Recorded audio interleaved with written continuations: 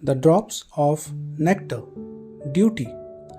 Man could carry out his duties under every circumstance. Service is the real emblem of duty. In other words, it means utilizing worldly bestowed body and materials for the benefit of the world. Man who carries out his duties is naturally happy in his mind.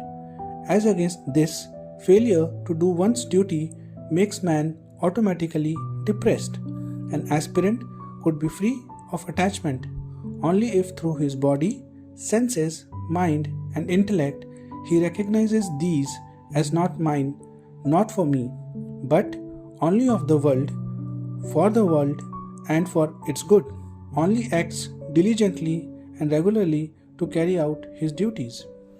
No act of duty is by itself small or big, but selfless undertaking the smallest and the largest service equates these. Acting for the good of others, that is duty. Any act that causes harm to anybody is contrary to duty.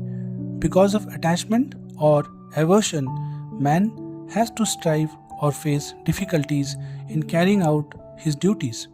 What one must do and can do is called duty.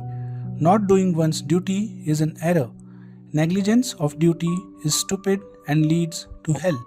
Acts which bring pleasure to one's own self are called unreal, while those for the good of others are termed real. Unreal actions lead to births and deaths, and real acts result in God realization. Do better and better acts, but not in the belief that the world is permanent. 1. Acting without thought of reward, he alone can readily discharge his duties. Merrily watching others act could never engross one in his duties. Watching others' duties is undutiful. Whether a family man or a monk, one who acts rightly according to his duties, he is great. Selfish acts for oneself are contrary to duties, leading to bondage.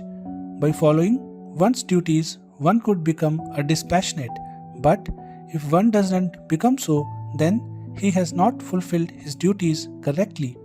We know our duties, but desire and affection prevent us from deciding to carry these out.